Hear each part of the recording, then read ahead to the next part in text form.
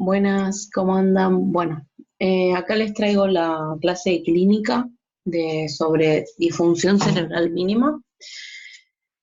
Bueno, tenían un trabajo práctico que a mí me hicieron llegar hace unos días, así que bueno, también lo estuve mirando y me dijeron que tenían varias dificultades y varias dudas con respecto al último punto, sobre todo, así que bueno, voy a puntualizar más al final de la clase sobre ese punto en específico, porque las demás son cuestiones teóricas que quizás las pueden encontrar en los textos, incluso también en el libro de Lucio.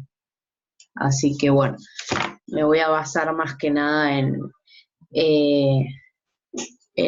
esta clase específica, me basé en el texto de Portellano, de Neuropsicología Infantil, el capítulo 4, que habla sobre disfunción cerebral mínima.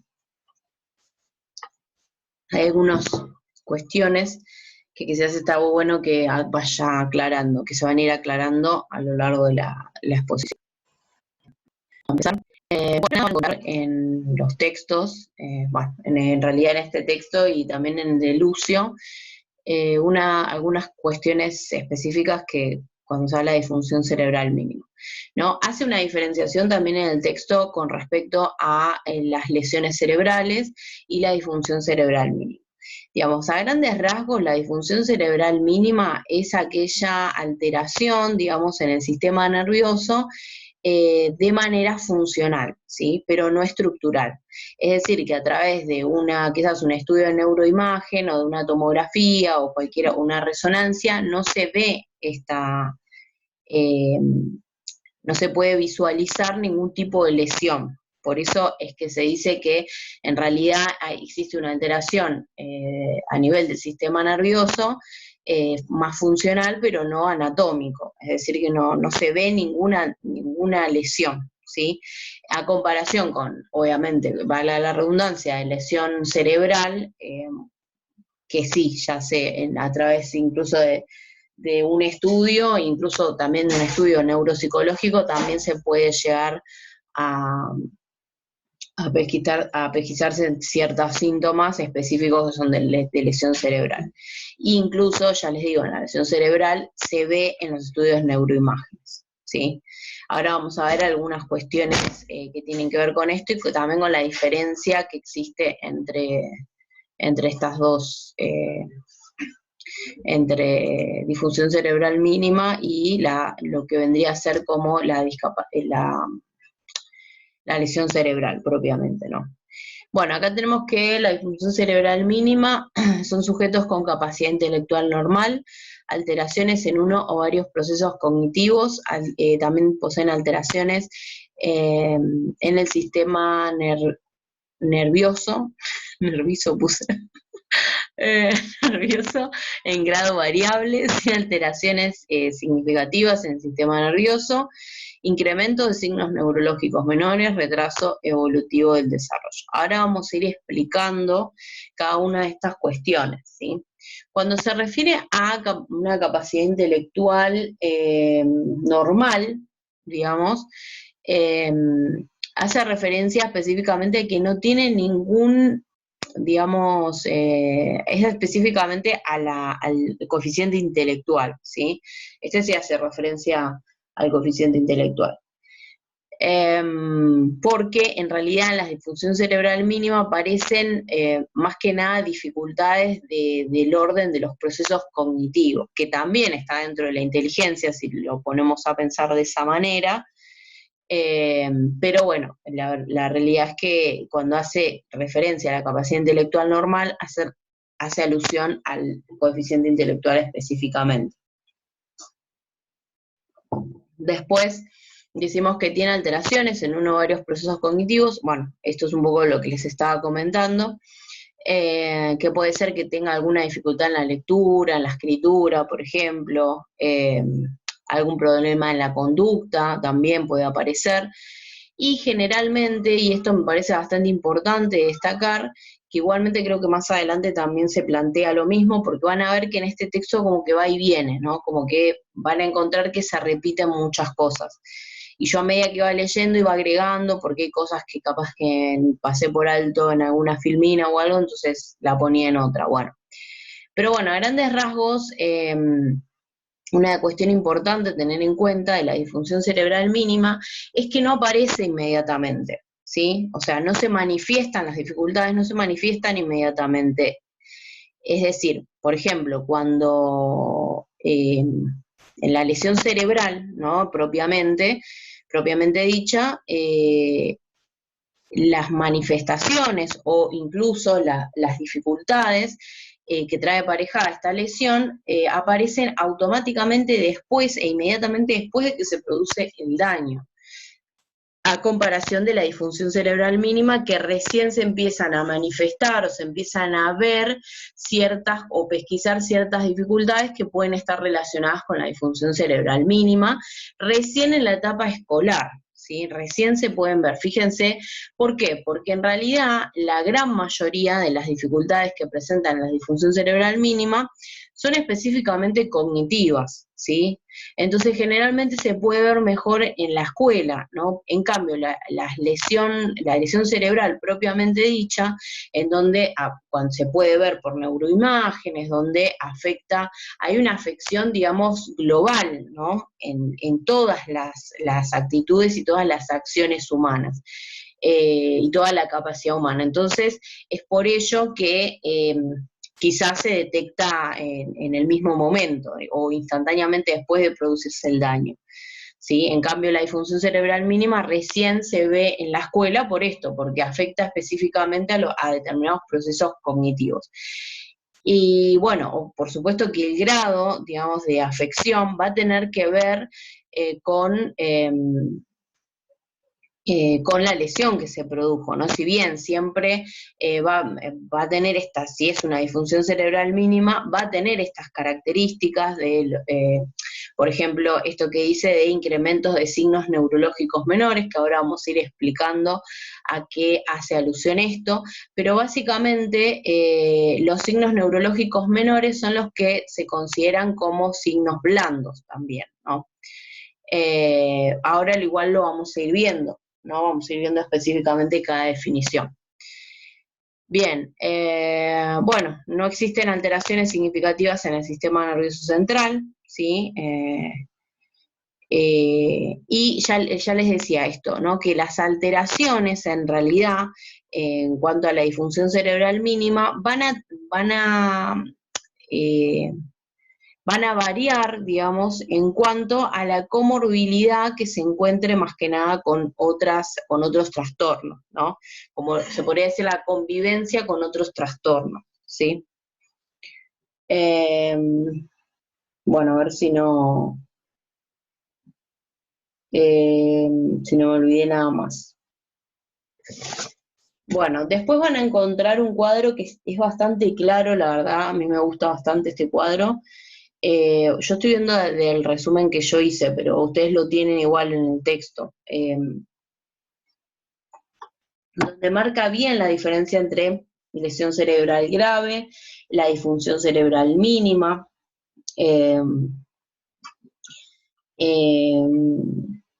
Así que bueno, ahí lo tienen como bien especificado y me parece que está bueno, está bien, digamos, se puede ver bien la diferencia, pues un cuadro comparativo.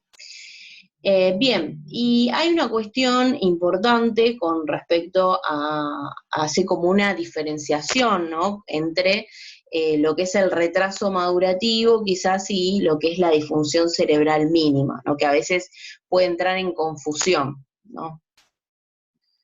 Porque en cierta manera en la disfunción cerebral mínima también hay un retardo en el desarrollo madurativo a partir del nacimiento. ¿Sí? Entonces quizás el retardo madurativo se puede llegar a confundir con la disfunción cerebral mínima. Bueno, entonces vamos a ir viendo algunas cuestiones como para no caer, digamos, en estas confusiones, ¿sí? Otra de las cuestiones también que no mencioné con respecto a la disfunción cerebral mínima es la cuestión de la evaluación, ¿sí? Que en la disfunción cerebral mínima la única manera de llegar a su diagnóstico es a través de una evaluación neuropsicológica individualizada. ¿Sí? Porque no se puede ver en los diferentes estudios, como les decía, a comparación de la lesión cerebral quizás, no se pueden ver en los estudios la lesión, entonces se acude directamente a la evaluación neuropsicológica, que para que puedan entender, la evaluación neuropsicológica se basa en todos los procesos que son netamente humanos, ¿sí? Es decir, en todo lo que son los procesos cognitivos, como puede ser el lenguaje, puede ser el razonamiento, el pensamiento, ¿no? Todas estas cuestiones que son propiamente humanas. Por eso es que es necesario esta evaluación neuropsicológica, porque es bien específico, digamos, en donde se evalúan todos los procesos cognitivos. Y a partir de ello es que también se va a poder determinar cuál es el grado de gravedad, digamos, ¿no? Que tiene esta lesión. Bueno, vamos a ver un poco lo que les decía, esto de las diferencias. Esto de las causas. Esto de las causas lo van a encontrar igual más adelante en el texto, ya les digo, como va y viene, esto lo van a encontrar igual en la primera parte del texto, que habla un poco de las agresiones sufridas en el sistema nervioso, ¿no? Que pueden ser durante el embarazo, también en el libro de Lucio lo tienen bastante especificado y bien detallado, como dividido, pero bueno, yo se los digo así a grandes rasgos.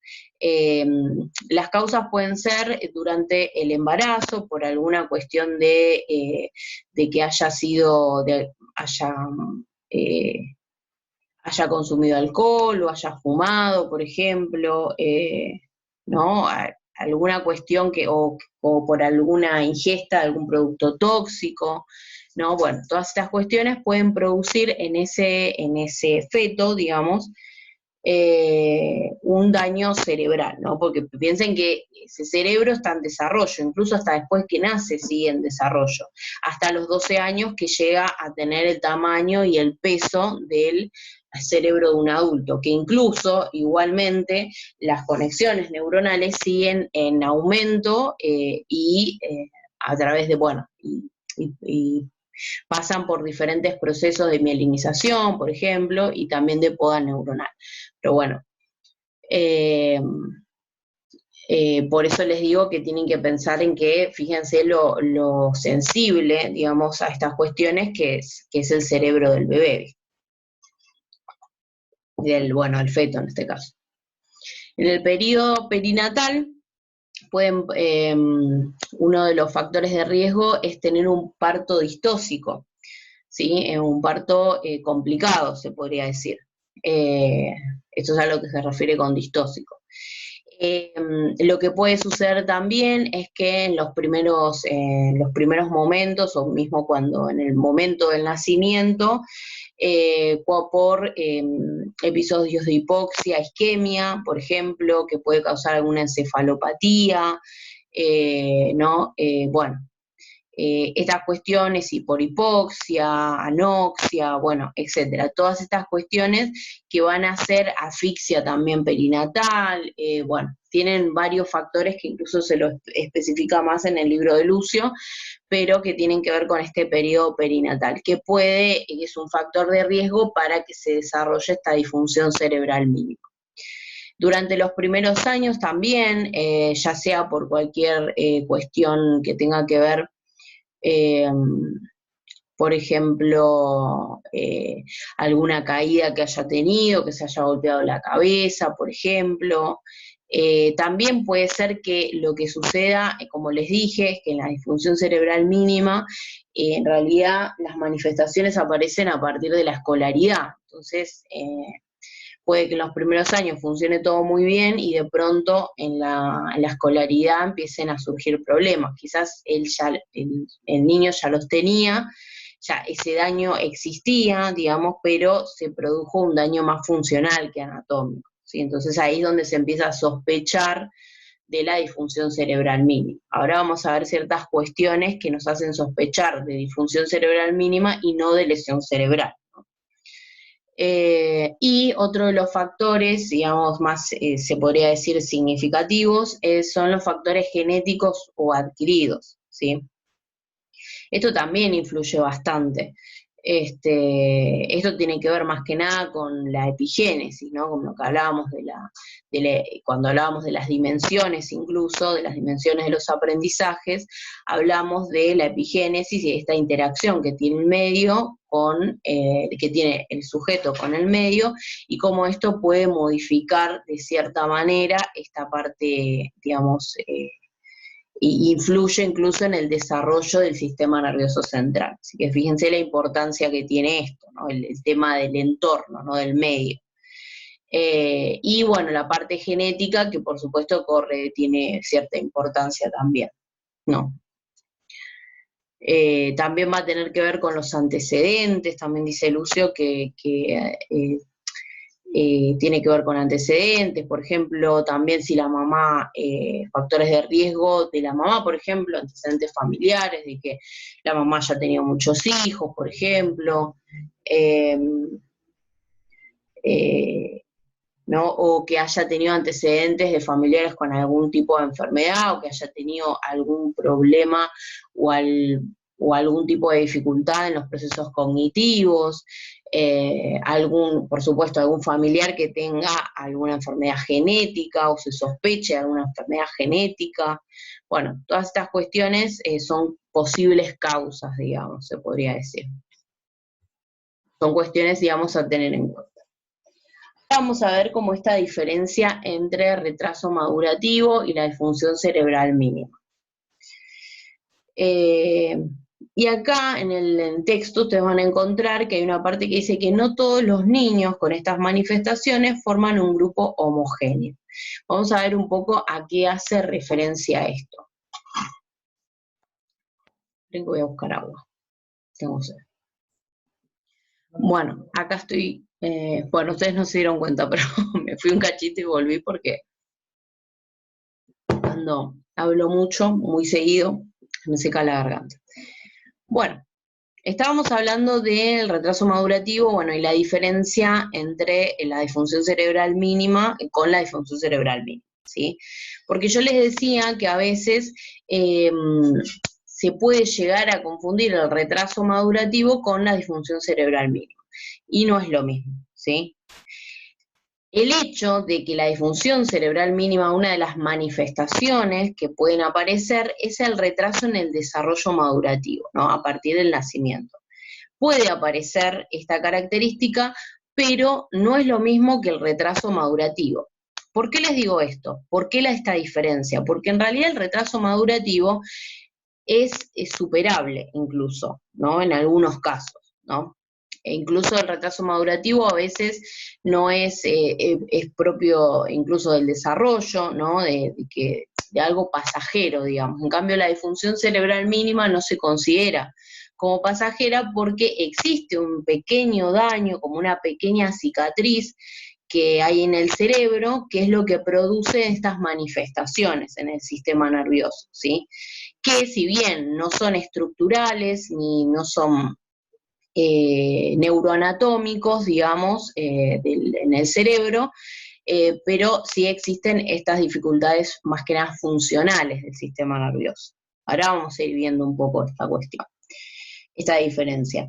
Y lo que habla acá es cuando hace referencia, ¿no? Al retraso madurativo,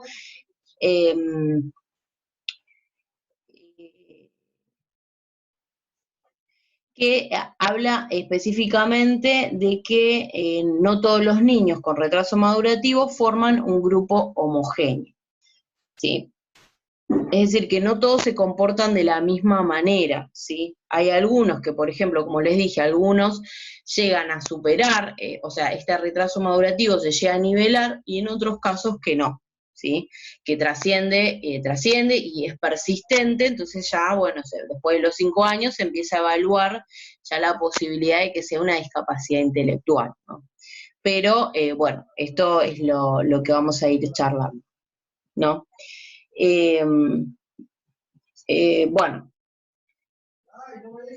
Bueno, entonces, en base a cómo van evolucionando, ¿no?, estos chicos, se van a atender a 2 cuadros diferentes, ¿no?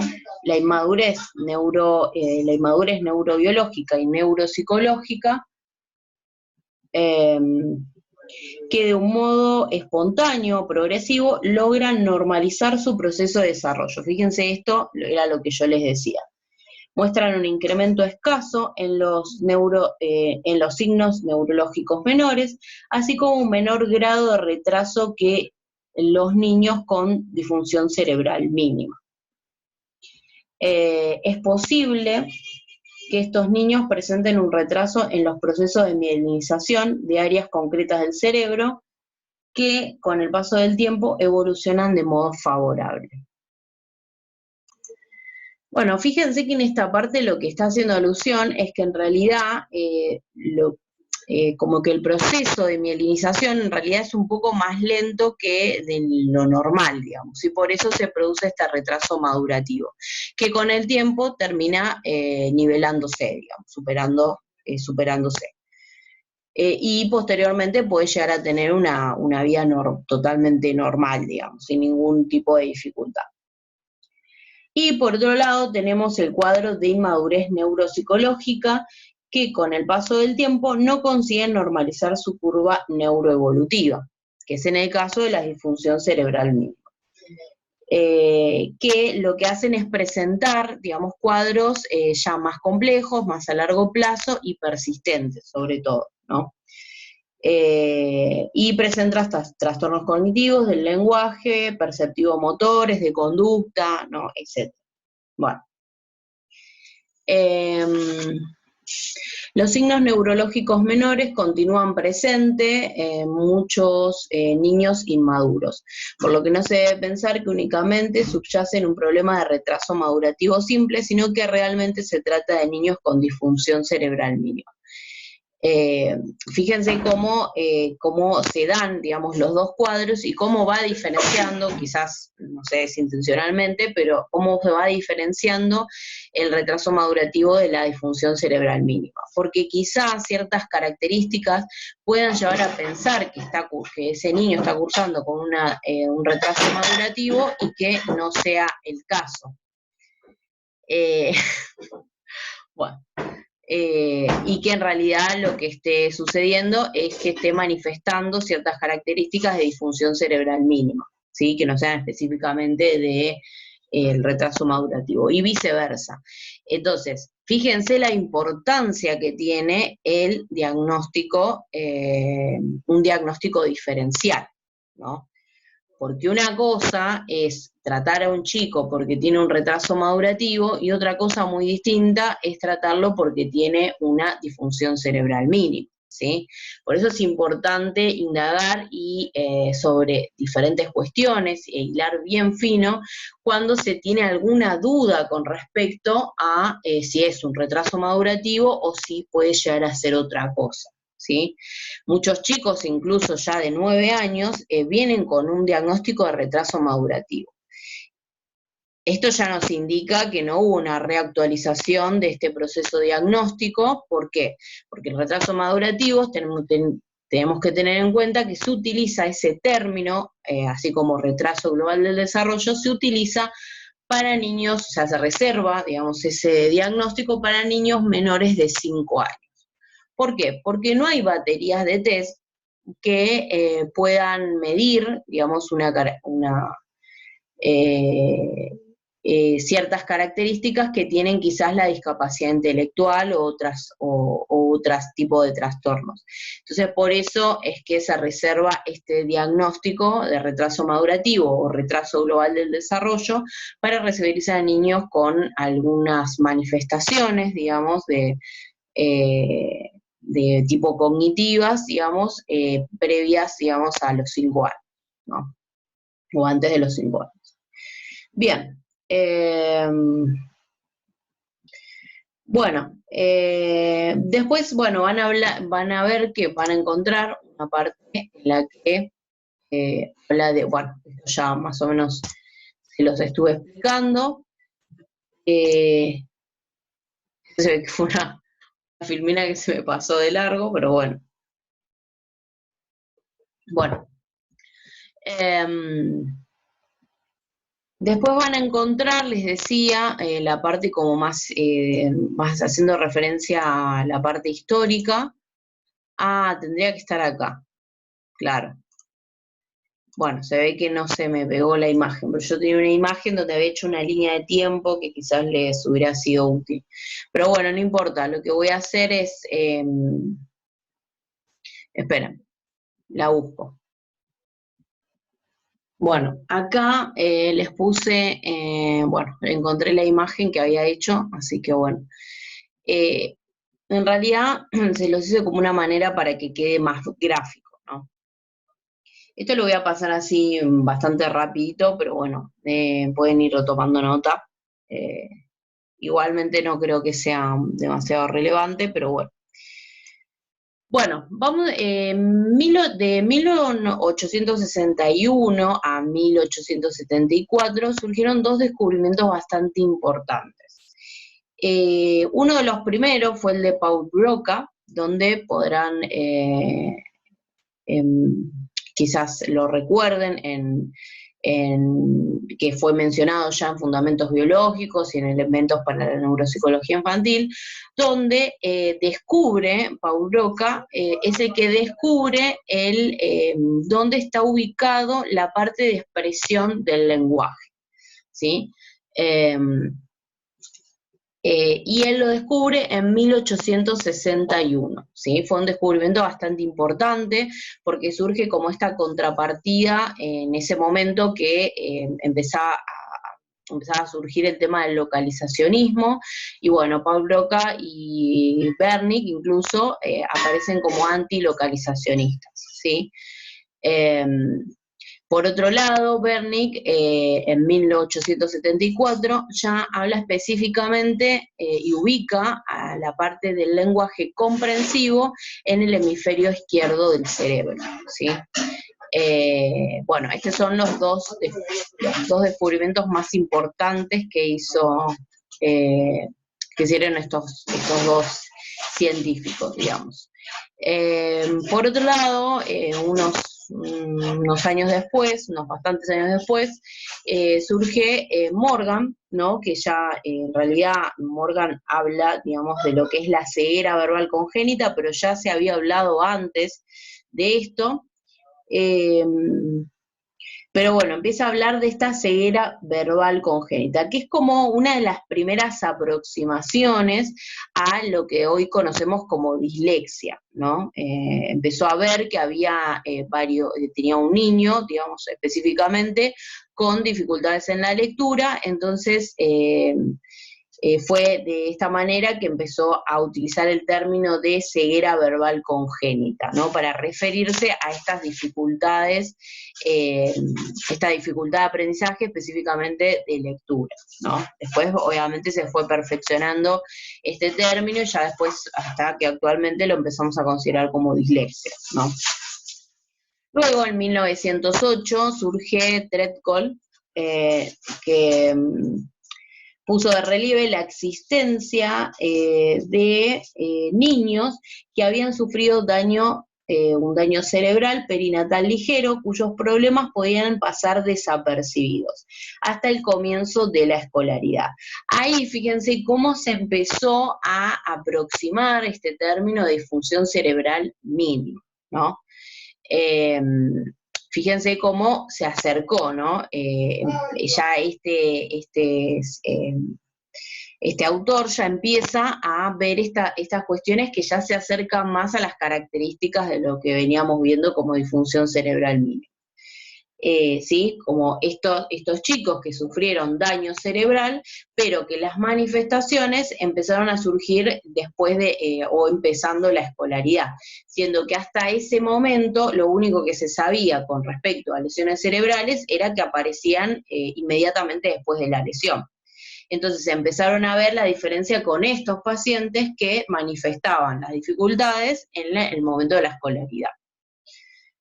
Bueno, posteriormente aparece Strauss, ¿no? Que, bueno, yo lo ubiqué más o menos en 1945, porque habla de al terminar la Segunda Guerra Mundial, donde habla de la posibilidad que existiera, digamos, diferentes rangos de severidad con respecto al daño cerebral infantil, ¿no? Es cuando empieza a tomar más fuerza esta idea y esta diferencia entre el daño cerebral convencional que venían conociendo hasta el momento y la diferencia esta tomando a Treadgold, ¿no? Obviamente. Bueno, entonces Strauss, para referirse o sea, la denominación disfunción cerebral mínima, fue utilizada por primera vez por Strauss. Si bien Treadgold ya había hecho una aproximación, todavía no se hablaba de este término específicamente.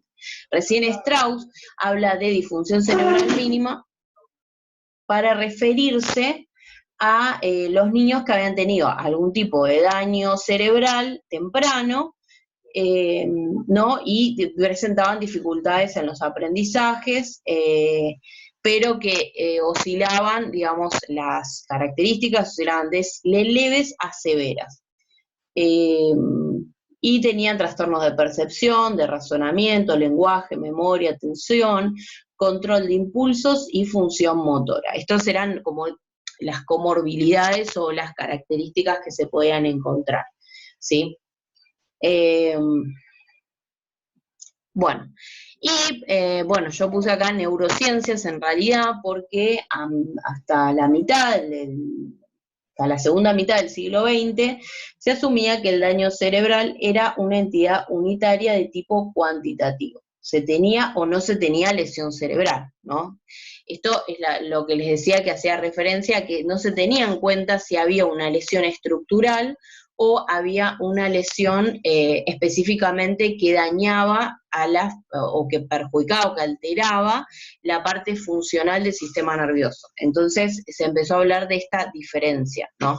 Que es bastante importante en realidad.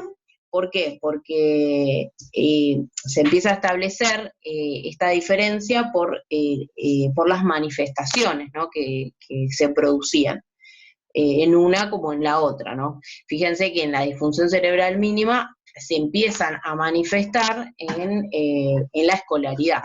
En cambio, en la lesión cerebral, vuelvo y repito, que se manifiestan automáticamente, inmediatamente después de que se produce el daño. Sí, en cambio, en los chicos no sucede de la misma manera. Estos chicos que presentaban estas características con disfunción cerebral. Bueno, después van a ver en el texto también que van a encontrar un cuadro que está bastante bueno también, que a mí me gusta como para hablar sobre las manifestaciones, que es, hace como una distinción y habla específicamente también de los signos neurológicos menores y los signos neurológicos mayores, ¿no? Que sirve también para distinguir, porque van a encontrar que son parecidos, porque en realidad sí son casi lo mismo, diría yo. Y van a encontrar una parte que habla de discapacidades menores y discapacidades mayores. Bueno, dentro de las discapacidades menores van a encontrar a esta disfunción cerebral mínima también, dicho de esta manera. Bueno, ustedes no lo saben, pero me ausenté como media hora, me fui a comer, pero bueno. Si bien que me trago un poco es porque a veces mi marido sale de la pieza y me distrae con los ruidos y todo, tengo que estar muy concentrada para. Entonces a veces van a ver que repito cosas, pero es porque me desconcentro y no sé por a dónde me quedé. Así que bueno, perdón por eso. Bueno, estábamos en las manifestaciones, ¿sí?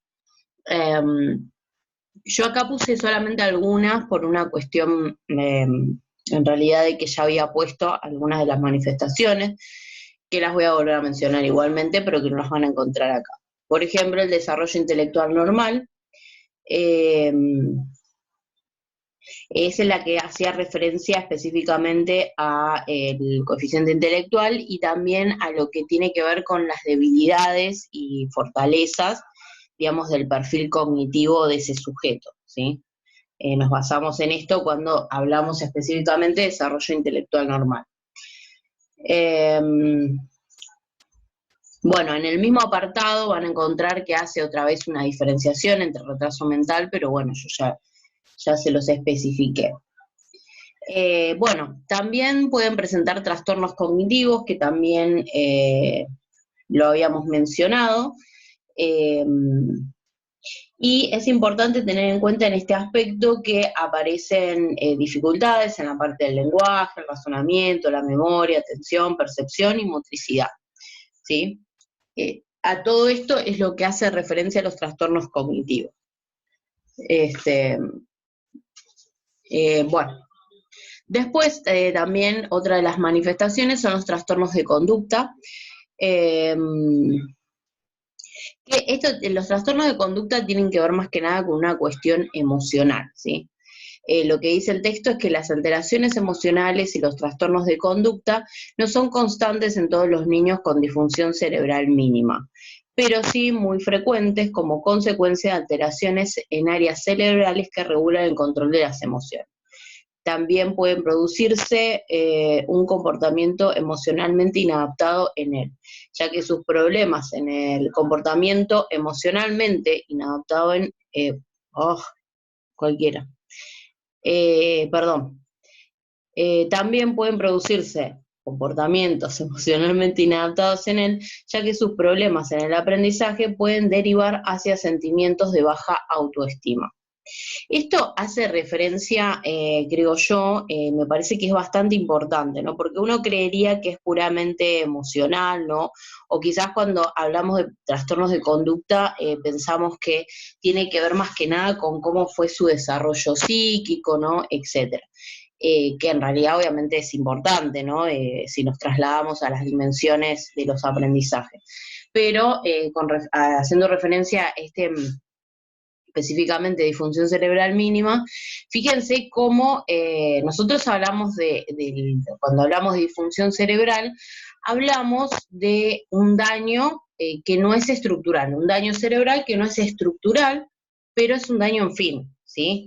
Que se puede producir en cualquier parte del cerebro, por eso es importante también el diagnóstico diferencial, llegar a saber también cuáles son las manifestaciones de cada sujeto, ¿sí? Porque, como dijimos, están de los más leves hasta los más severos, ¿sí? Por eso es importante, porque no es que el daño se produce en un área específica, ¿sí? Que siempre se produce en el mismo lugar y por eso se da la disfunción cerebral mínima. Es un daño que no es estructural, es decir, que no se puede ver fácilmente y que solamente quizás se puede pesquisar a través de esta evaluación individualizada, ¿no? Neuropsicológica. Pero este hecho no quiere decir que no pueda traer aparejada otras cuestiones, ¿sí? Como otras dificultades, siempre dependiendo del área dañada, ¿no? Del área en la cual está afectada o alterada, ¿sí? A esto es a lo que hace referencia, ¿no? Con que en algunos pueden aparecer y en otros no, ¿sí?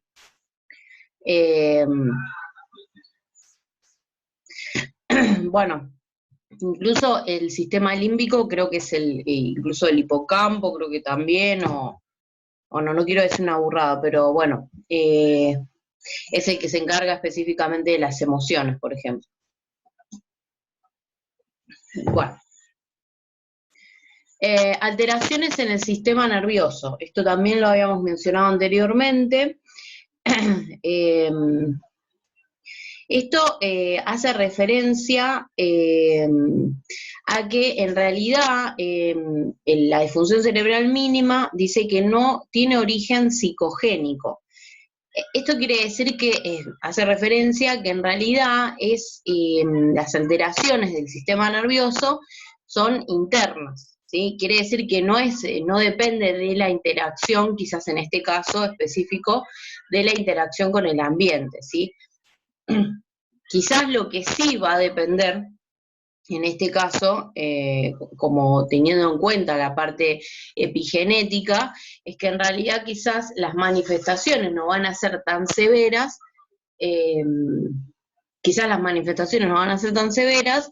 eh, teniendo un ambiente como favorable, pero igualmente alguna que otra manifestación van a tener, porque piensen que esto se tiene que tratar específicamente y se tienen que tratar por los trastornos o las dificultades que presenta o alteraciones que presenta. Bueno, también decía que había una incidencia en su mayoría del sexo masculino, ¿no? Y esto tiene que ver por algunas diferencias que existen con el desarrollo de mujeres y de hombres, ¿no?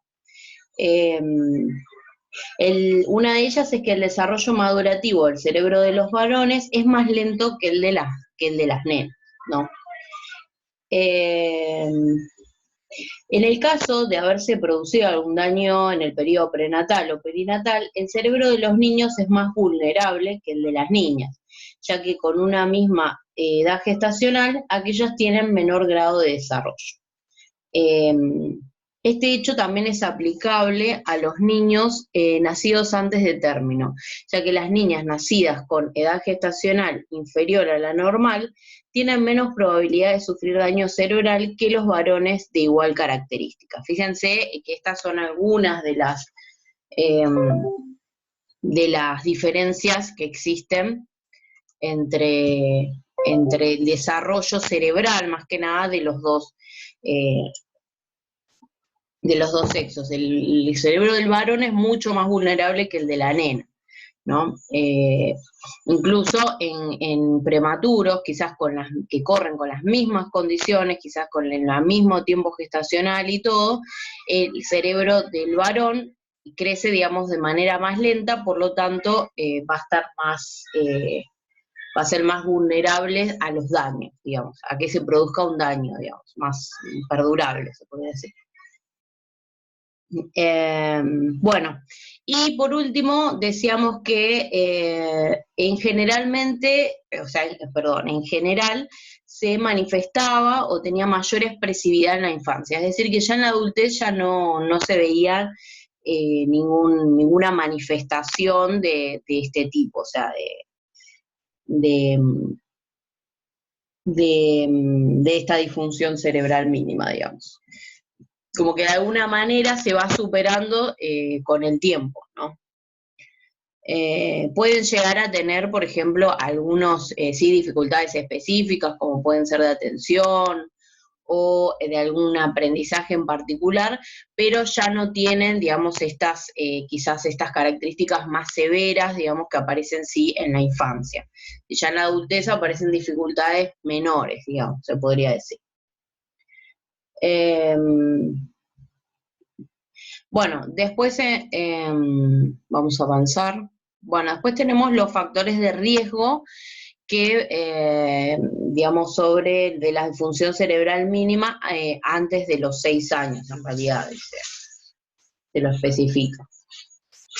Bueno, en este caso se presentan alteraciones durante el embarazo, es decir, alteraciones prenatales, ¿sí? Que era lo que yo les decía sobre por ejemplo, lo que les decía sobre infecciones, por ejemplo,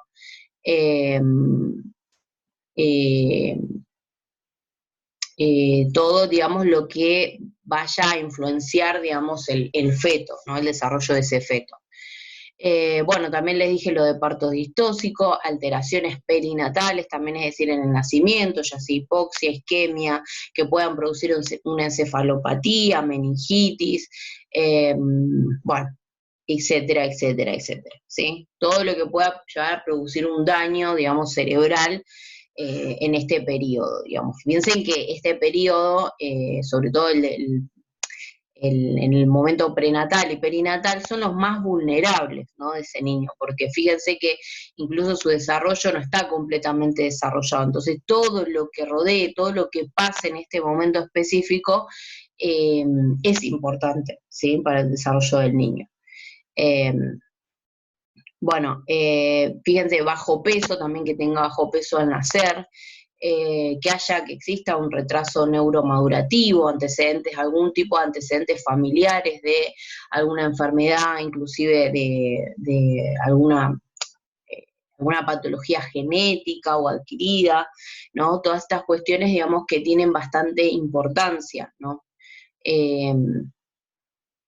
El término de factores de riesgo tienen que tener claro que en realidad si se presentan, se los defino más o menos, ¿no? Si se presentan algunas de estas condiciones, el chico tiene probabilidades, y escúchenme cuando les digo probabilidades, de que pueda llegar a cursar con algunas características de disfunción cerebral mínima.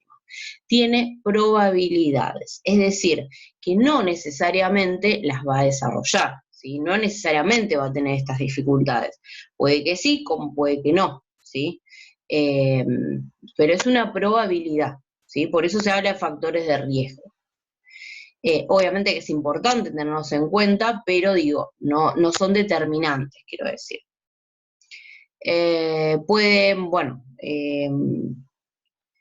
Decíamos, bajo peso al nacer, retraso neuromadurativo a partir del nacimiento, eso quiere decir que se presente, podamos llegar a ver algún retraso en las pautas madurativas, ¿no?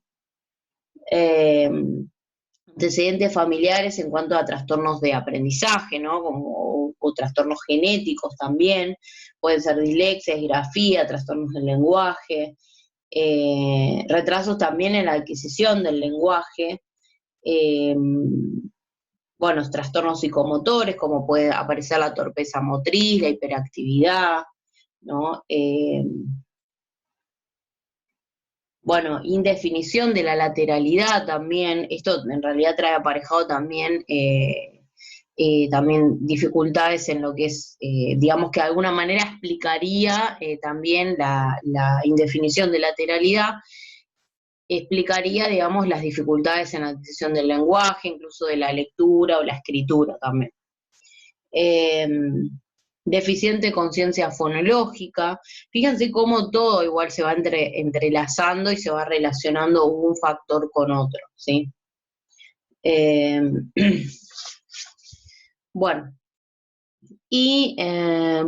Tenemos ciertas patologías, ¿no?, que están incluidas en la disfunción cerebral mínima infantil, como una comorbilidad, digamos, ¿no? Quiero ver si no... Sí, acá lo puse, la comorbilidad.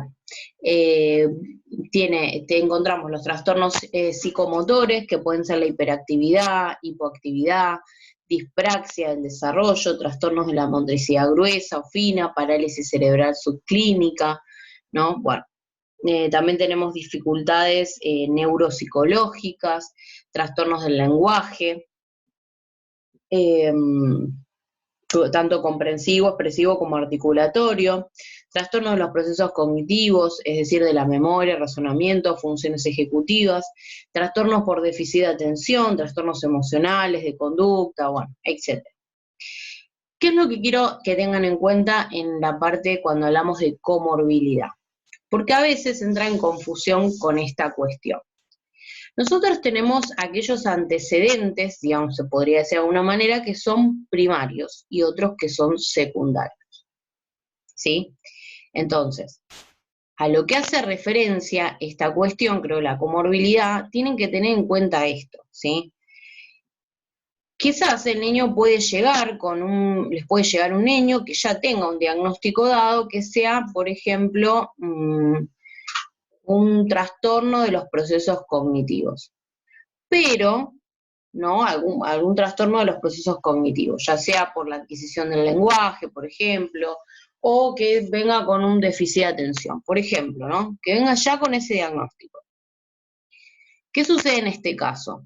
Nosotros tenemos que saber detectar como profesionales que existe una causa primaria.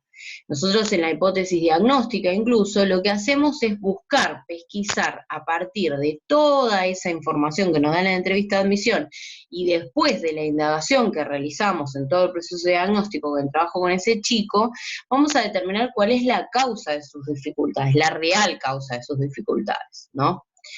no la que piensan los padres, no, vamos a saber específicamente cuál es la causa de las dificultades de aprendizaje.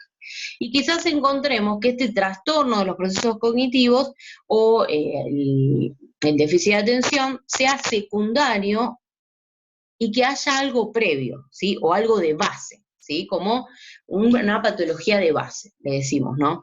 Que en este caso puede ser la disfunción cerebral mínima, por ejemplo, que se haya producido una lesión cerebral, digamos que no se produjo de manera estructural, se empezó a desarrollar en la escolaridad y se lo diagnosticó con trastornos atencionales, ¿sí? Y en realidad hay una cuestión primaria. ¿Por qué es importante esto? Porque si bien es importante atender al trastorno de atención, también es importante atender a la disfunción cerebral mínima, ¿sí? O quizás puede pasar, incluso les digo, esta confusión que un chico llegue con un diagnóstico de retraso madurativo y se llega a la conclusión de que en realidad no era retraso madurativo porque el chico quizás ya tiene 9 años, ya dejó de ser un retraso madurativo, y se empieza a evaluar quizás la posibilidad de que sea una discapacidad intelectual, pero tampoco es una discapacidad intelectual, entonces recién ahí se llega a la idea quizás de disfunción cerebral mínima, dependiendo de las manifestaciones de ese niño, ¿sí? Recuerden que tienen que tener una inteligencia normal, ¿no? Promedio, digamos. Entonces, que ya eso, digamos, entra en contradicción con la definición de discapacidad intelectual. Entonces, se supondría que la inteligencia tendría que darle de manera normal, para que se considere como una disfunción cerebral mínima.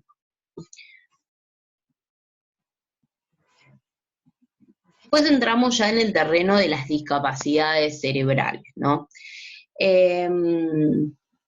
Las discapacidades cerebrales a grandes rasgos hacen referencia al tipo de daño y a las manifestaciones que suceden, ¿no? Posteriormente.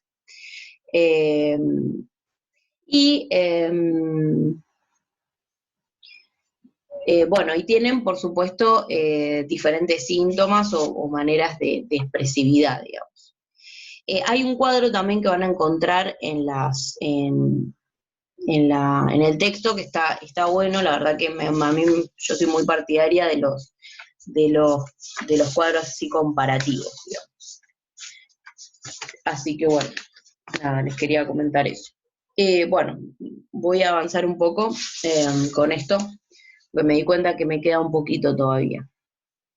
Bueno, les estaba diciendo que, bueno, tenemos esta parte de discapacidades cerebrales. Tenemos las discapacidades mayores y las discapacidades menores, ¿sí? De la que vendría, yo acá le puse, por ejemplo, en las discapacidades menores incluí a la disfunción cerebral mínima, y en discapacidades mayores yo diría que está más referida a una lesión cerebral estructural, ¿sí? Acá es la parte en donde empezamos a hablar de los signos blandos, ¿sí? Los signos mayores, neurológicos, y signos menores. Ahora vamos a ir viendo. Alteraciones cognitivas en las discapacidades mayores presentan alteraciones cognitivas de mayor gravedad, por eso puse LC, que es lesión cerebral. Es decir, que se puede observar en la lesión cerebral, incluso en las discapacidades mayores, se pueden observar alteraciones generalizadas, ¿no? En las funciones y en las capacidades del sujeto, ¿sí? A esto es a lo que hace referencia. También hay alteraciones anatómicas o funcionales en el sistema nervioso, ¿sí? Ahí ya, cuando hablamos de anatómicas y funcionales, las funcionales hace referencia, valga la redundancia, a las funciones, ¿no? De las capacidades, ¿no? Quizás no aparece, cuando habla de alteraciones anatómicas es el daño que se ve, que es visible, ¿sí? ¿No? Que es como si nosotros nos cortáramos el dedo, ¿no? Y nos quedara una cicatriz. Bueno, eso se refiere con alteraciones anatómicas, ¿sí? Se ve la cicatriz, digamos. Y las funcionales hacen referencia a específicamente las funciones, ¿no? Del sistema nervioso. Son visibles por estudios, decíamos también, por estudios de neuroimagen, de electroencefalograma, ¿no? Estas cuestiones, ¿sí? Después tenemos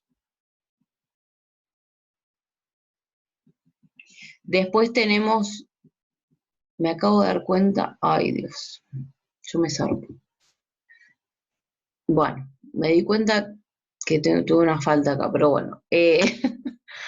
Bueno, como les estaba diciendo, voy a continuar porque la verdad pero es un horror de ortografía, pero bueno, perdón. Bueno, también se pueden presentar parálisis cerebral, encefalopatías, epilepsias severas, ¿no? Estas son como las alteraciones, o sea, las patologías que pueden aparecer, digamos, debido a esta lesión, digamos, ¿no? Bueno, también hay generalmente las manifestaciones, es decir, todas los síntomas, ¿no? Aparecen de manera inmediata después de haberse producido el daño, ¿sí? Es lo que yo les explicaba. Vieron que vuelvo a repetir ciertas cosas porque, bueno, a veces me pasa que me adelanto, pero bueno, es por esto. Igual en el texto también se van repitiendo cosas. Es necesario realizar una evaluación neurológica, ya con una evaluación neurológica y con estudios de neuroimágenes ya se puede saber hasta dónde llegó el daño, es decir, hasta dónde pudo haber afectado ese daño. La inteligencia no está preservada, digamos, esto quiere decir que se pueden encontrar una deficiencia intelectual, así que, bueno, que eso es lo que se diferencia quizás con la disfunción cerebral mínima, que tiene una inteligencia, digamos, normal. Alteración generalizada en áreas cognitivas, fíjense que dice alteraciones generalizadas, es decir, de todo, ¿no? De todo el cerebro, de todas sus funciones, ¿sí? Por eso, al principio decíamos alteraciones anatómicas y funcionales del sistema nervioso, porque en realidad todas las alteraciones son generalizadas, ¿sí? En cambio, por ejemplo, en la disfunción cerebral mínima nosotros veíamos que las alteraciones no eran generalizadas, sino que eran bastante puntuales, ¿no? Que eran específicamente, por ejemplo, en cuestiones de lectura, escritura, lenguaje, conducta, ¿no? Etc. Y hay un incremento de signos neurológicos mayores, ¿sí? Ahora vamos a ver bien a lo que hace referencia con signos neurológicos mayores. Bien.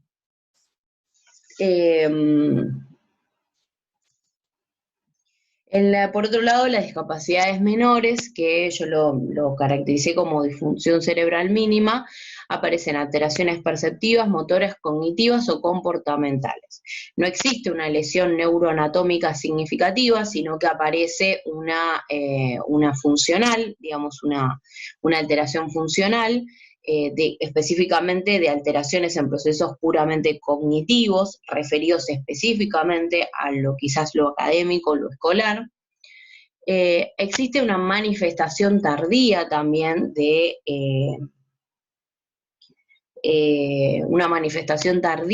en cuanto a después de que se produce la lesión. Yo les decía en las discapacidades mayores que es inmediatamente después de que se produce la lesión se empiezan a ver a las manifestaciones. En cambio, en las discapacidades menores esto no sucede de esta manera, aparece mucho tiempo después incluso. Y es necesario realizar una evaluación neuropsicológica individualizada, ¿sí? Para poder determinar cuáles son los procesos cognitivos afectados, si son todos o no, ¿no? Cuáles son los afectados. Este es como el punto central. Bueno, y acá tenemos los signos neurológicos menores y los signos neurológicos mayores. ¿sí? Nosotros decíamos que en el caso de las discapacidades mayores había un incremento de signos neurológicos mayores, y en cambio en las discapacidades menores, que es la disfunción cerebral mínima, había un incremento de signos neurológicos menores. Vamos a ver estos dos. Los signos neurológicos menores son la expresión de alteraciones neurofuncionales del sistema nervioso. Tiene mayor expresividad en la infancia, la intensidad y el número de alteraciones suele disminuir con el paso del tiempo. Fíjense que son más o menos, o sea, por eso les digo que a veces se pueden llegar a confundir, pero bueno, es más o menos, se vuelven a repetir como ciertos términos, ¿no? Los signos neurológicos menores son los que también llamamos como signos blandos, ¿sí? Para que lo tengan en cuenta, porque a veces capaz que suelen pensar quizás que se refiere a otro término y en realidad no, hace referencia al mismo término, de signos neurológicos menores, ¿no? Bueno, y guarda, dice que en el texto van a encontrar que guarda relación con la disfunción cerebral mínima infantil. Pero no confundan, una cosa es la disfunción cerebral y otra cosa son los signos neurológicos menores, ¿sí? No es lo mismo, ¿sí? Porque fíjense que si no, se definiría todo o se diría signos neurológicos menores, tiene que ver con la disfunción cerebral mínima, o es lo mismo que disfunción cerebral mínima. Está relacionado con la disfunción cerebral mínima, pero no es lo mismo, ¿sí? Yo vi que por ahí lo ponían como sinónimo, ¿sí? En realidad no es la idea. Bueno.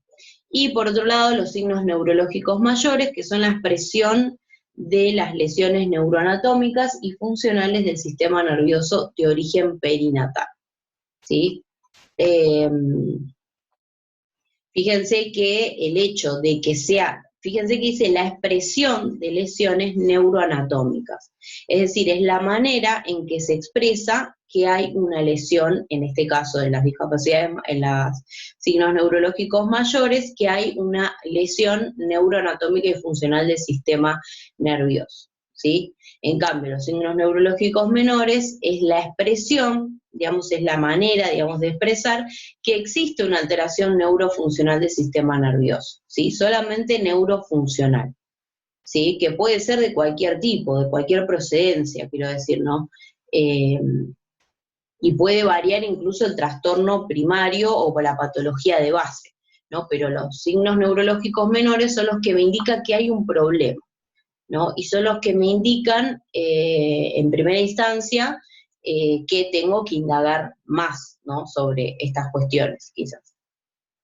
Por eso es importante realizar, cuando se hace un diagnóstico diferencial, realizar esta diferenciación, ¿sí?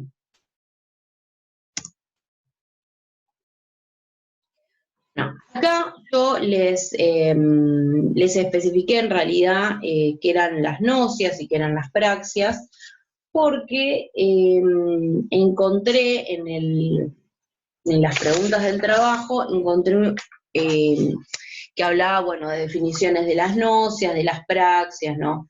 Entonces quería hablar sobre estas cuestiones por esto, ¿no?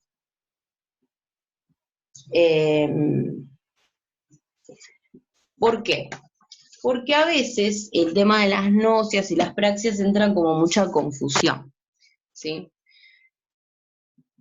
Bueno, las náuseas son la capacidad para el reconocimiento del propio espacio interno, del espacio externo, de las cualidades sensoriales, de los objetos y de la integración de estos logros para la identificación del propio cuerpo y de los objetos.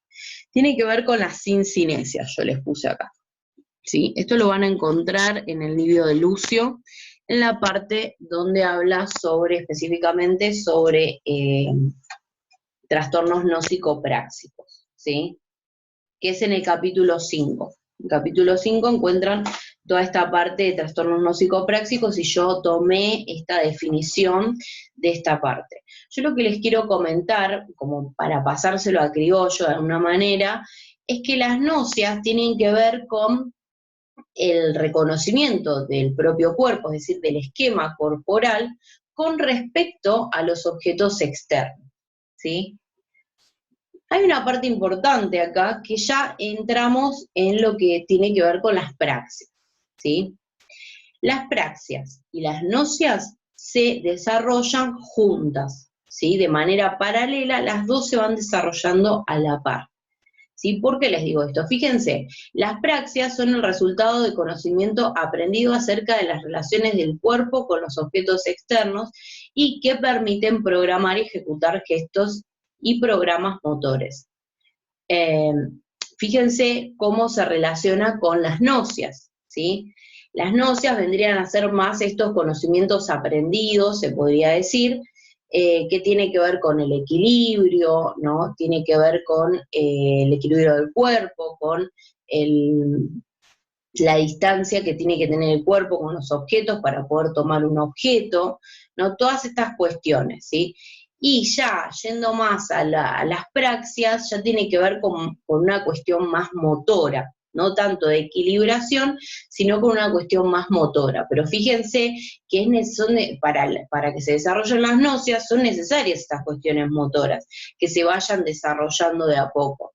Así como para las praxias también es importante que se vayan desarrollando las nocias, que exista este reconocimiento del propio cuerpo en base a otros objetos para que pueda reconocer las propiedades, identificar los objetos y la distancia que existe con los objetos, para a su vez poder desarrollar determinados programas o gestos motores, ¿sí? Para que se produzcan en realidad adecuadamente. Es por esto, ¿no? Bueno, y veamos, en la anterior, yo les puse acá como sincinesias, ¿no? Que en realidad las sincinesias son los trastornos nósicos que se pueden encontrar, ¿no? Que las sincinesias son, por ejemplo, todos aquellos movimientos que son involuntarios, como por ejemplo el movimiento de los brazos, por ejemplo el caminar, o mismo les doy un ejemplo muy cotidiano, cuando nosotros nos maquillamos, por ejemplo, que nos estamos delineando las mujeres, que abrimos la boca, por ejemplo. Esa es una sincinesia, es un movimiento que es o sea, que es inconsciente en realidad. No damos cuenta de cuando lo estamos haciendo. A mí me pasa a veces cuando lo hago que me río porque digo que gracioso sería visto desde afuera, ¿no? Pero bueno, son estos movimientos involuntarios. ¿Qué pasa? En algunos chicos se presentan, digamos, en determinadas circunstancias o determinados momentos, y es exactamente esto lo que hay que evaluar. ¿En qué momento se presenta la sincinesia? ¿Sí? Ustedes tienen, por ejemplo, bueno, primero quiero pasar a los trastornos práxicos, ¿no? Que yo les decía acá. Por ejemplo, los trastornos práxicos tienen que ver con la torpeza motriz y las dispraxias, ¿sí? La torpeza motriz es cuando aquellos, por ejemplo, que yo les decía, por ejemplo, que se llevan todo puesto, ¿no? Que hay una mesa enfrente y se la llevan puesta, siendo que es evidente que tendrían que haber, uno piensa, ¿no? Que tendría que haber calculado bien la distancia de su cuerpo con el objeto para no llevárselo puesto. Bueno, son estas personas que son torpes, digamos, en sus movimientos. Tienden a hacer movimientos inclusive muy bruscos, ¿sí?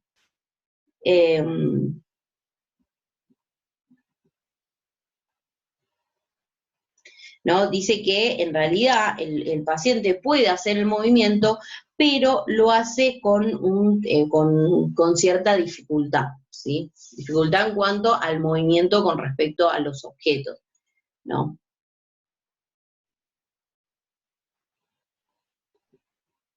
Y la dispraxia o apraxia quiere decir cuando directamente el programa motor no se puede ejecutar. No se ejecuta en lo absoluto, digamos, ¿no? Eso es la dispraxia o apraxia. Directamente no hay movimiento, ¿sí? Eso es lo que significa dispraxia, que no hay movimiento directamente, no hay un programa, directamente no se llega a este programa, a esta programación para poder ejecutar la programación y posterior ejecución de estos programas motores, ¿sí? No se llega a producir esto. En cambio, la torpeza motriz sí lo hace, se llega a ejecutar el programa motor, pero lo hace con dificultades, digamos, ¿no? Bueno, yo ahora lo que quería especificarles un poco era el tema del trabajo, porque hay mucha confusión con respecto a esto, ¿sí? Yo vi, por ejemplo, que me hicieron muchas preguntas con respecto, yo creo que lo que los confundió a ustedes fue la parte en la que se mostraban lo que específicamente las evaluaciones, el Bender, ¿no? El DFH, ¿no? Bueno, las pruebas de escritura. En realidad, esto yo calculo que la profesora se los puso para que ustedes vean las dificultades propiamente de coordinación inclusive y equilibración incluso, de coordinación óculo-manual que se ven. Yo sin conocer a este chico puedo decir que tiene dificultades porque pensemos que ya tiene 8 años. Estos dibujos ya son, incluso la escritura, que se nota que es, incluso les diría presilábica, o silábica, estoy ahí en la duda, pero tendría que repasar bien los niveles de escritura, pero me parece que estaría en una presilábica. Es un niño ya de 8 años, ¿sí? Que ya tendría que estar alfabetizado, ¿sí? O debería estar.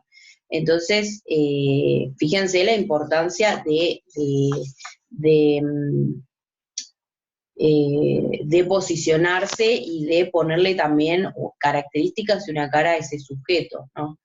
Entonces, ¿por qué les digo esto? Porque los datos que le dan son importantes. ¿Por qué? Porque la profesora, yo no me voy a meter en la parte teórica porque ya lo hablamos, ¿no? Pero me voy a meter más específicamente en la 6 y la 7. La 6 dice, observe las producciones de L. Yo le voy a decir Lucas, ¿no? Observo las producciones de L, ¿y qué me doy cuenta? Me doy cuenta que tiene un problema, una dificultad en la parte del equilibrio, la coordinación. Puedo ver que no está alfabetizado también, lógicamente, por el tipo de escritura que tiene.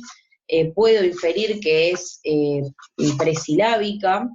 En el Bender puedo ver que le puede, sin saber cuál fue el resultado que le dio, a grandes rasgos puedo ver también que hay cuestiones emocionales en el medio y que también hay una dificultad importante. Entonces puedo dar cuenta de que, por supuesto, el Bender dio por debajo de lo normal, muy por debajo, ¿sí? En algunas partes veo persistencia, ¿no? Pueden haber incluso algunos indicios de indicadores emocionales. Después en la parte de...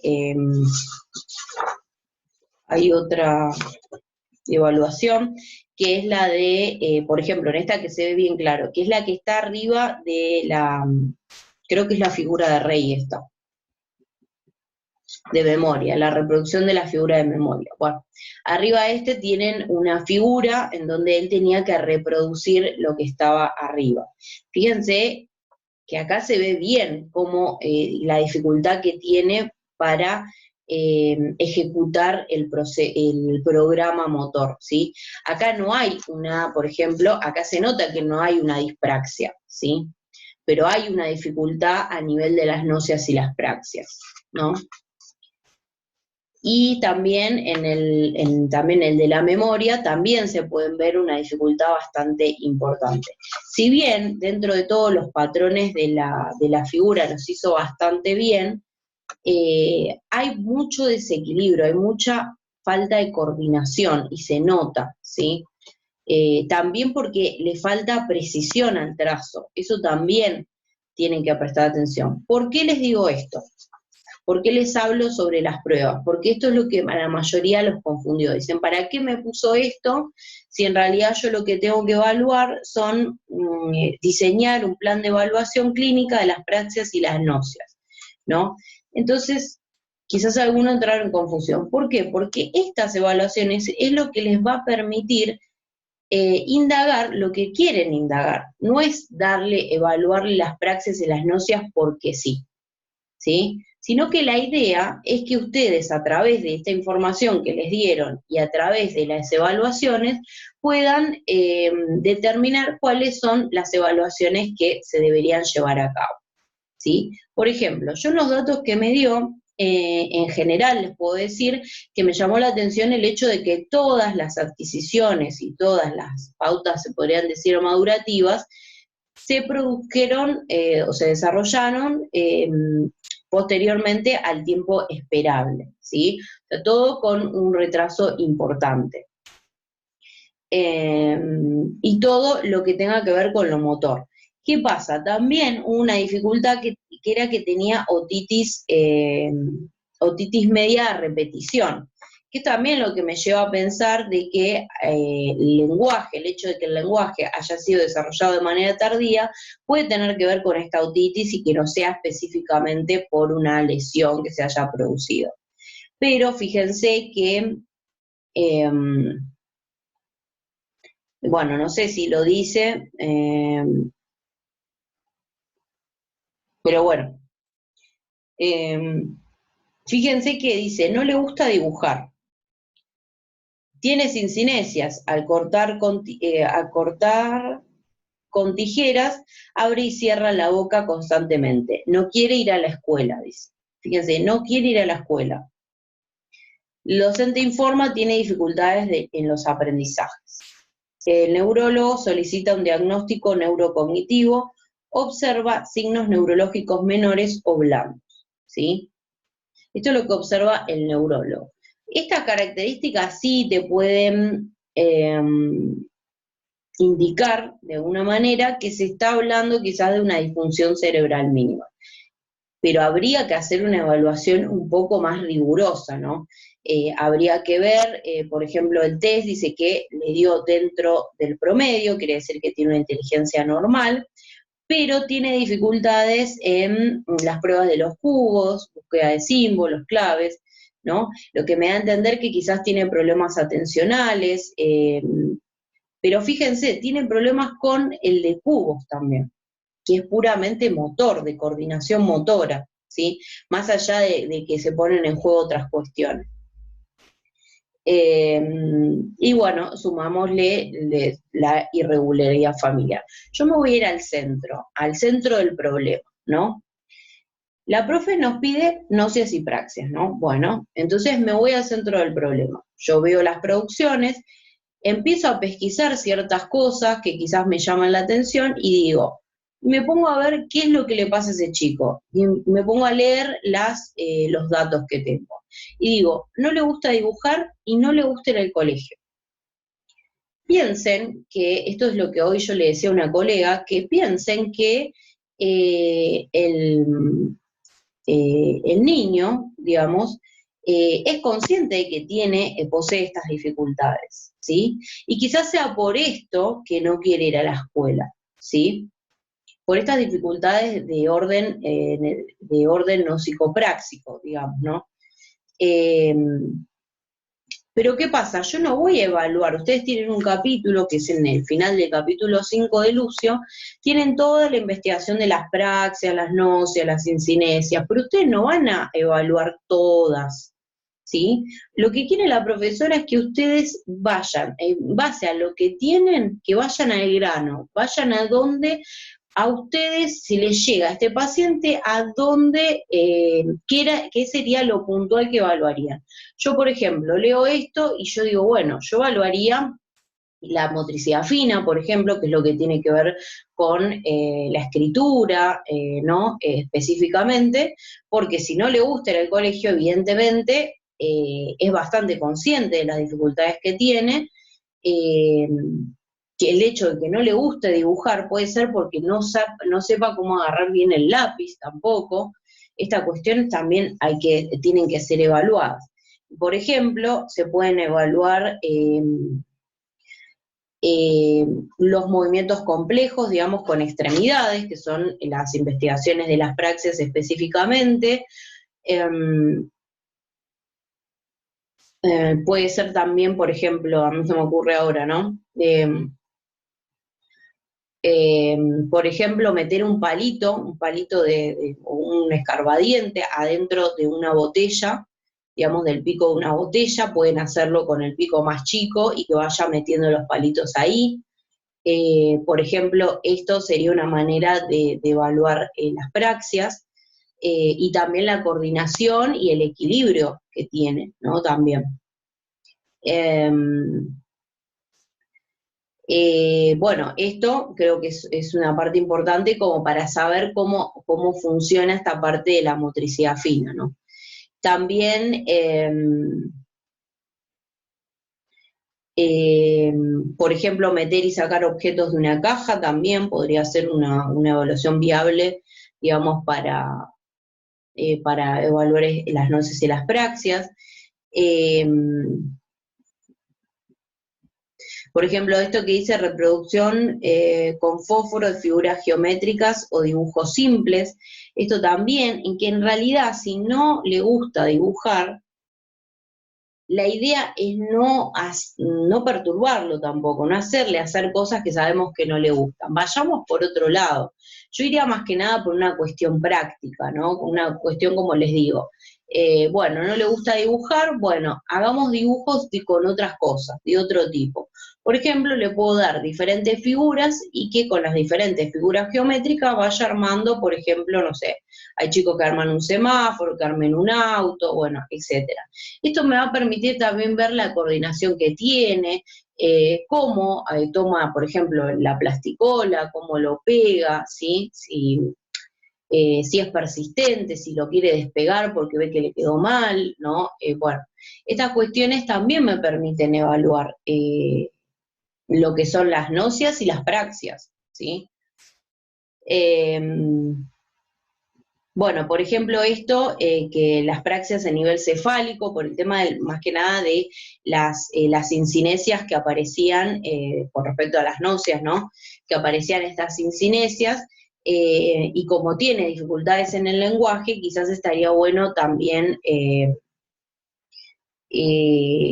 que pueda hacerle, por ejemplo, que mueva la lengua, que si la ve, saca la lengua, subila, bajala.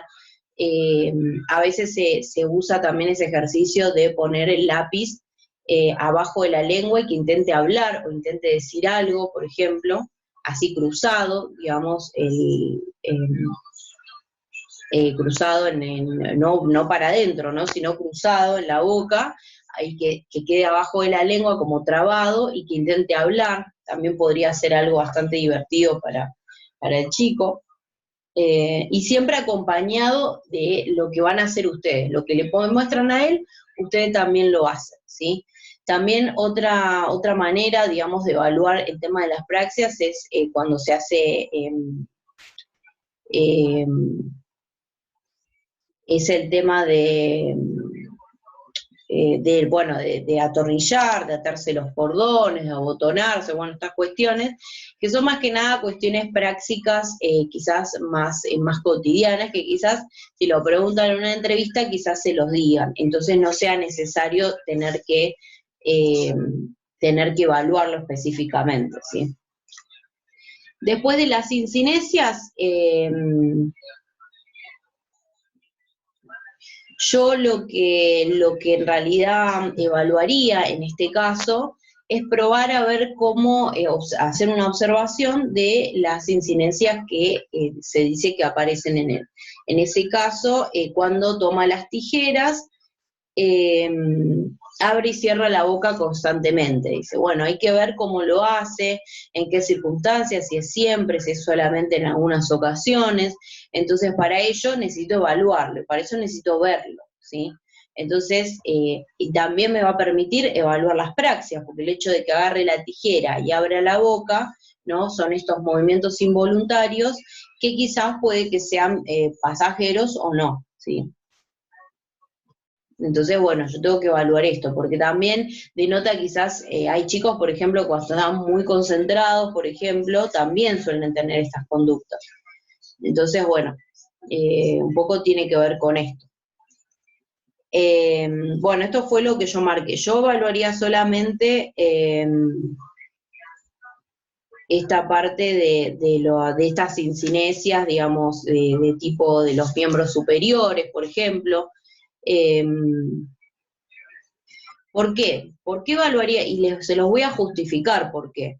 Porque en realidad a mí me da a entender que como tiene dificultades de todo tipo, agarrar el lápiz, no le gusta dibujar, no sé si tiene dificultades con las tijeras tampoco, todas estas cuestiones me hacen pensar que quizás por ello es que no quiere ir a la escuela, porque tiene tantas dificultades y en el colegio es tan persistente, o sea, es algo que se tiene que hacer todos los días, en todo momento, agarrar un lápiz y tratar de escribir, que quizás esto hace que él se frustre más de lo normal, digamos, ¿no?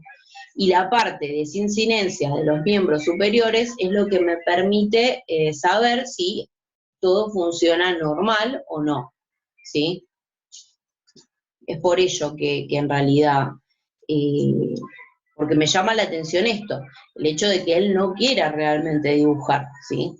Que sinceramente es algo bastante extraño en un niño, ¿no? Siendo que es quizás una de las pocas maneras que tiene para poder comunicarse que no lo quiera hacer, ¿sí? Entonces, es por ello que me llamó la atención y que quizás me centré más en esto como para decir, bueno, lo puedo llegar a evaluar de esta manera. En las investigación de náusea, fíjense que una de las náuseas, por ejemplo, visomotoras, para evaluar era la figura compleja de Rey y el test de Bender, que ya se lo tomaron, ya saben cómo funcionan las visomotoras. Quizás ella lo que quiere es que miren también la explicación que yo les di, por ejemplo, de lo que yo pude observar de las figuras que hizo y de las producciones. Fíjense que yo les di ciertos indicios, cierta información de lo que a mí me parecía que podía estar entrar en conflicto. Sí, ya lo vi. Lo que podría estar, lo que podría llegar a tener dificultades.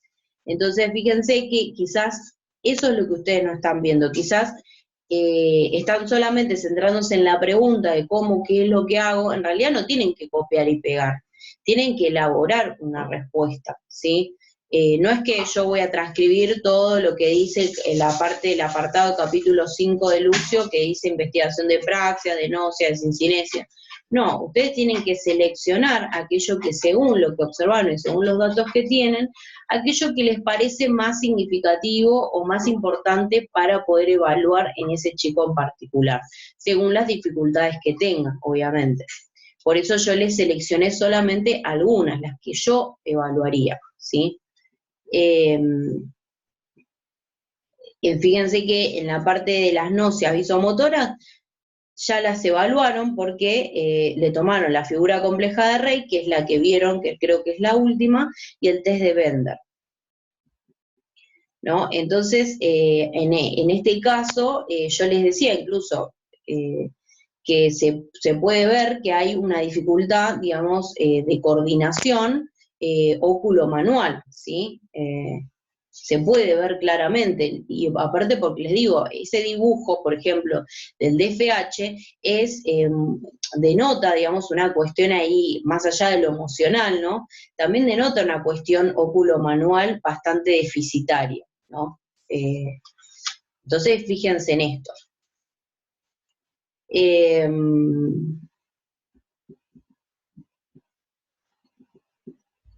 Bueno, y esto también, que me pareció importante, las náuseas digitales, por ejemplo.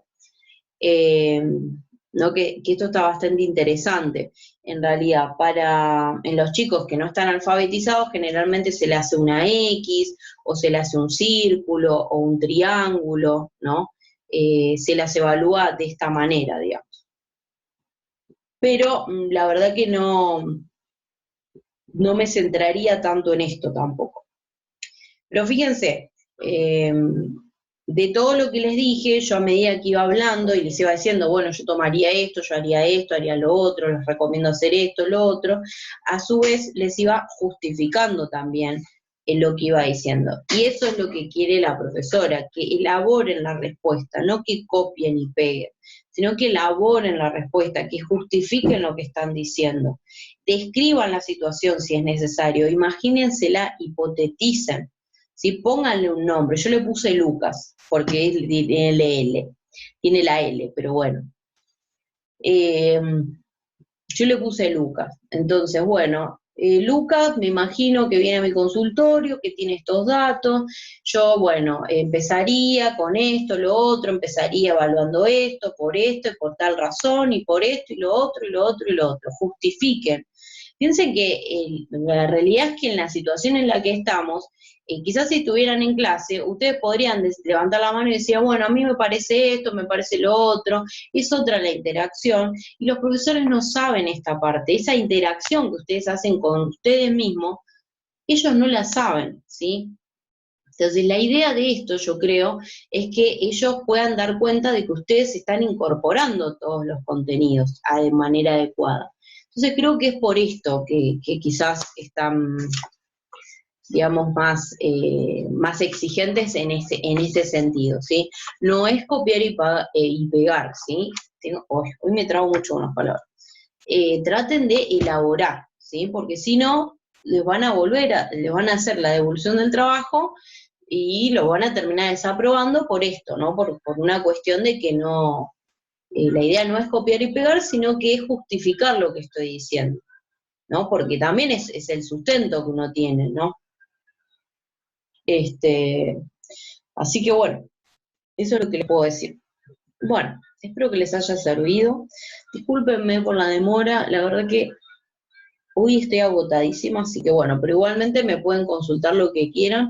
Yo quizás tarde un poco más en contestar, quizás conteste mañana incluso, yo me levanto temprano, así que, pero hoy me voy a dormir temprano. Así que bueno, espero que les haya servido y bueno, les mando un beso.